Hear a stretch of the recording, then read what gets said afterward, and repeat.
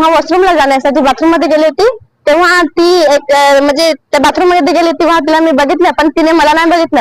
आणि खूप वेळ झाला म्हणून तिला मी त्याच्यात विचारलं, ह्याच्यात कोण आहे, मला जायचं होतं म्हणून, ह्याच्यात कोण आहे, सांगते कोण नाही मिळत असं तिने सांगितलं. आणि परतली होती म्हणून वाट बघत होती, पण अजून तिने दरवाजा नाही खोलला.